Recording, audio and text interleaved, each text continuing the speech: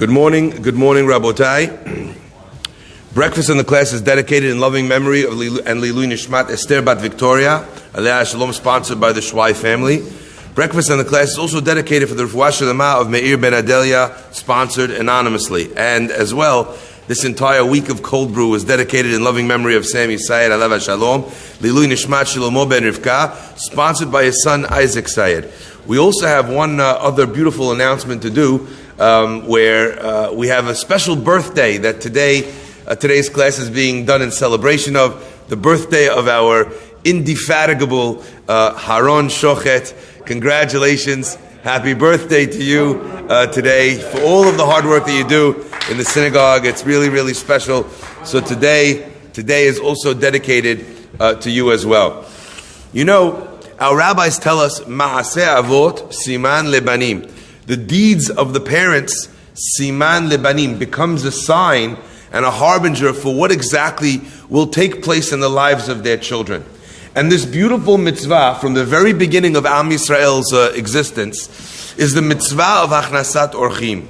Avraham is sitting post-op, like they say, sweetener, post-op in front of his tent.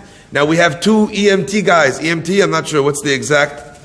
Paramedics. So these guys know. Imagine someone at the age of 99 does a Brit Milah. Could you imagine the heal time on something like that? How long would it take before the guy got out of bed? How long would it take before they would allow anyone to visit him? And here Avraham is sitting, third day post-op of the Brit Milah, worst day in the pain, 3 days after, and he's sitting outside waiting for guests.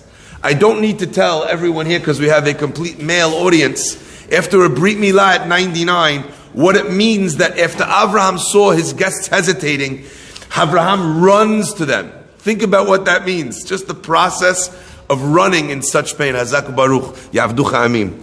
Okay? So I just want to share this beautiful mitzvah that Avraham does. And I want to take a look at what it is and how Avraham does this beautiful mitzvah. Baruch atah Adonai Eloheinu melech haolam she'akol niyav b'dvaro. The pasuk tells us that Avraham sees v'hinei shelosha anashim nitzavim. These three men, they were standing. Nitzavim means a person is standing on a principle. They weren't moving forward toward him, but also they were not moving backwards. Vayar and Avraham understood. First he saw, and then he understood.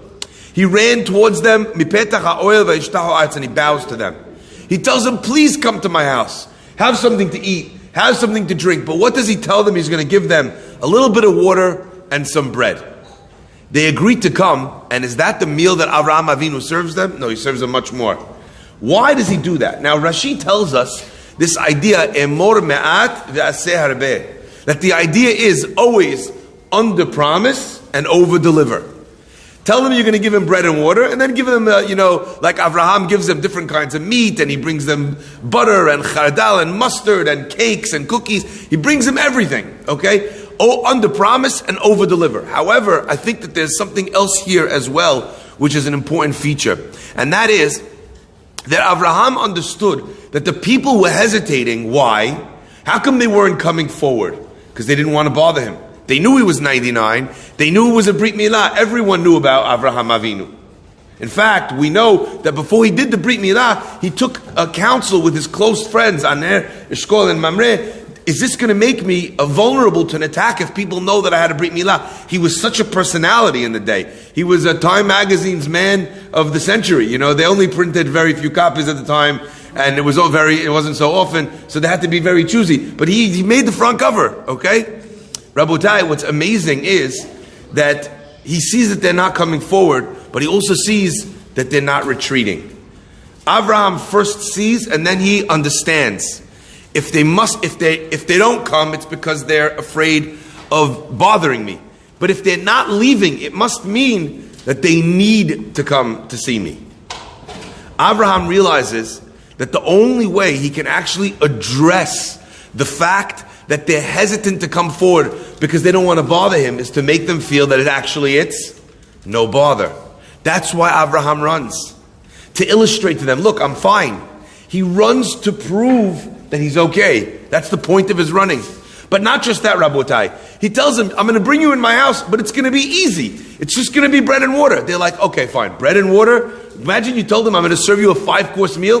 The point of under-promising here wasn't just so he could over-deliver and tell them things would be good. Like I always felt if planes would tell you, instead of we're arriving at 5:01, and then you arrive 5:10 and everyone's mumbling, if you say we're going to arrive this afternoon, that's managing expectations, okay?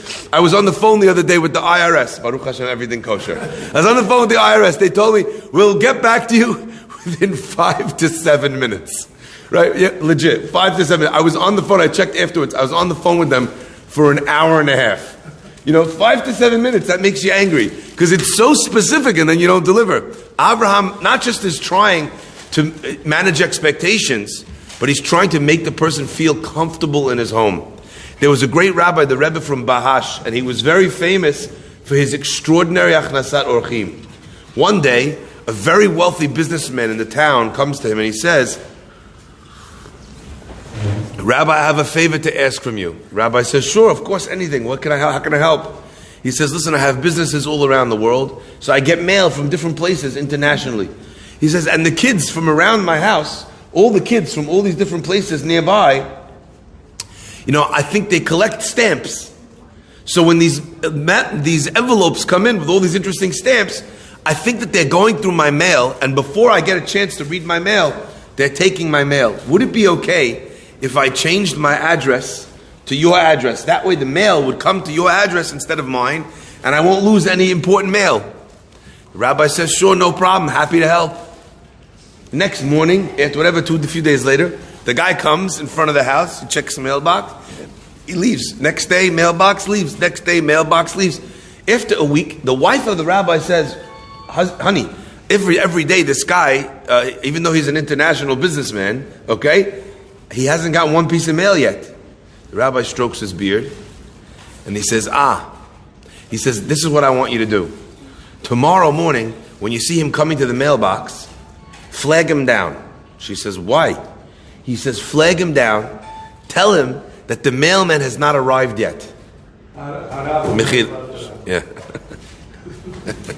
He says, tell him the mailman has not arrived yet.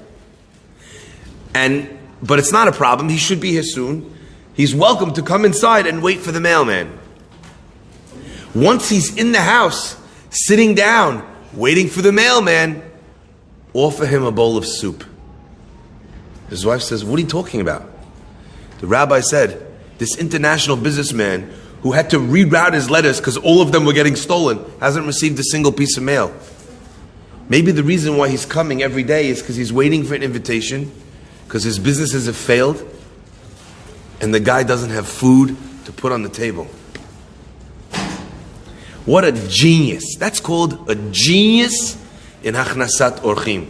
A genius in human psychology, in understanding the needs of someone who could never come and say, I need food to eat. I need a loan. I need an introduction in business. I need help finding a shidduch. I have this all the time. You have guys coming up and saying, Rabbi, I don't know if you know anyone for me. I'm only looking for the absolute best, this, that, and the other. I'm very picky. Maybe you could help me find someone. Why is the guy saying that? He's maybe a little embarrassed that he hasn't found someone yet. It's not a nice thing to have to say, can you help me find someone to marry? So he tries to make it sound as if the reason why he hasn't found someone is because he's so picky. You have to be able to see through people's machinations, to see through people's defenses. They're trying to protect their dignity. The point is not to tear it down. The point is to hear what they're actually saying and what they actually need, and to try and help them have what they need. Rabotai, I found something here in this parasha that is so beautiful. The pasuk continues and tells us that the angels, they eat. And Chazal explained to us that we know that angels in heaven, they have no possibility of eating. They don't have a gastrointestinal system that either requires or has anything to do with food. And yet they ate. You know why, Rabotai? There's a beautiful line that says, Yoter mima sheha valad rotze linok, more than the calf wants to feed, the mother wants to provide food. You all know this. If you think that this is untrue, go home, go to your mom's house. Your mom is falling over herself to make you eat. You tell her, I just ate. It doesn't matter. She's still putting food on the table. Why? The purpose of your mother feeding you food is not because you're hungry. It's because she has a need to take care of and to give to the child that she loves so much. Here you have Avraham Avinu doing everything he can to take care of what he thinks are awkward guests. He's doing everything, going the extra mile to feed them. And the Malachim are also engaging in this process and receiving from someone who it would break his heart not to be able to give. Sometimes the chesed that we can do in this world is to give to others. But sometimes the biggest chesed in the world that we can do for other people is to receive from them, is to allow them to be the people that are trying to give. You know, I learned a tremendous lesson from a very wise gentleman that visits us office from Fifth Avenue. And quite often he brings to our Bet Knesset, he'll come and he'll bring me a piece of cake wrapped up in a napkin, or a bagel wrapped up in a napkin. He'll say, Rabbi, this is for you. And in the beginning I said to him, and he's sitting here with us today, and I said to him, I have a bagel over here, and I have a cake over, I don't need. But eventually I realized, this is a Jewish person. He's trying to do a chesed with me. It doesn't matter whether I have it or not. The only thing he wants to do is bring somebody over here a piece of cake from somewhere else that he wants. What a magnificent thing that someone's trying. And eventually I realized, the dib what I was, shoof, he has it with him right now. Or the dib what I was, that I wasn't actually accepting someone's chesed and giving him the beautiful mitzvah that he's trying so often to do. Rabotai, that's what it means, ma'aseh avot siman lebanim. That when you do something in your life, you're also able to communicate that to future generations. And I want to share with you one last point on this, a beautiful idea. You know, Avraham, he's sitting here at this tent, and there's really only one thing that Avraham wants. Does anyone remember? What does Avraham want at this stage? He's got the money, he's got the fame, he's got the power, he's got everything. Okay? Abraham's got everything. The one thing he's missing is, Rafi, he's missing a child. He says to Borei Olam in the most powerful words, he says, Ma titen li, what could you possibly give me? V'anochi holech ariri, and I'm going without child. What could you give me? The only things that are worth having are things that you could pass on, that have some form of continuity even after we're gone. So Abraham says to God, what could you give me? I don't have kids. These angels are coming in response to that need. What are the angels coming to tell him? Where's your wife? By next year, this time, you're going to be hugging a baby boy. That's what they tell him, right? What is the merit that brings Avraham this declaration? In other words, the angels are coming to give him this news. What happens if Avram doesn't welcome them in the house? He doesn't get the news. So it is the process of Hachnasat Orchim, where he thinks he's welcoming others into his house, which actually pays him the greatest dividends, where he can welcome into the house the one guest that he wants more than any other, a child of his very own. Rabotai, and I want you to pay attention to this. I noticed this just this past week. Avraham, with this action, is securing his future.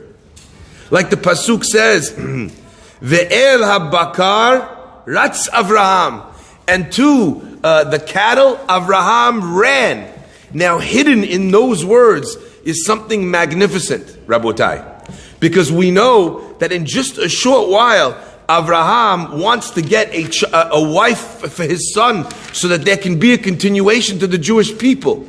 And Eliezer goes and he tries to find a wife for what's it called? For Avraham. Look carefully what the Pasuk says. He goes to look and he sees this woman. And what happens? Vataras hanara. And the daughter, this young woman, she went running. And she's running to go find the food, the drink as well for Eliezer's camels.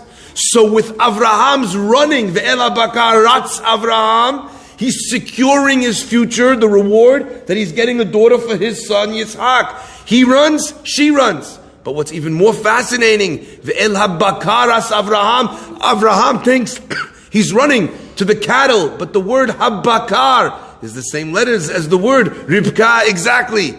So he's running towards the animals. But this act of achnasat orchim that brings in these angels telling about Yitzhak actually provides for him as well, Rivka. I noticed later on in the same pasuk, the pasuk says, Vayikach ben bakar rach vatov. He takes for these guests an animal, a sheep, which is rach, soft and good. What's fascinating is the two further wives of the Avot are Leah and Rachel. Rachel is described by how good she is, Yifat Tor v'Yifat Mar'eh Tov, and Leah is described ve'enei Leah Rakot Rach. So in this moment, in the same pasuk, he acquires Rivka, his future, the wife of Yitzhak, but also the wives of Yaakov Avinu as well. What a magnificent concept this is, that a person in doing chesed for other people is ultimately investing in his own bank account. Rabotai, we find this idea in tax law. We find this idea in finances, that a person can put aside money, and that money can go towards an account that he's setting up for trust fund for his kids. Ultimately, his kids would be able to, spend that money in the time, when the time comes, when they have to get married or marry off children, when they need to buy a house. You can put money aside for your kids. Rabotai, the zichuyot that we do are also things that we put aside for our children. And as we know, we say in the pasuk, in the tefillah, every single day, Umevi goel livnei b'nehem leman shmo ba'ava. He brings a redeemer. Not just the reward of the avot kedoshim wasn't only to their children, but it was to their children's children and children's children's children's children, until the point where we today are still talking about the zechut Elokei Avraham, the zechut of Avraham Avinu, that chesed. And think about that, if you will. There's so much investment that we put into our kids. Sometimes you have to think of alternate streams of income for the family, not just of the finances that you're putting aside, and not just the chinuch that you're putting into the kids, but all the beautiful mitzvot that ultimately will pay dividends in ensuring that our children will have shidduchim, and our children will be taken care of, and our children will stay in the ways of HaKadosh Baruch Hu forever and evermore. Baruch Adonai Le'olam.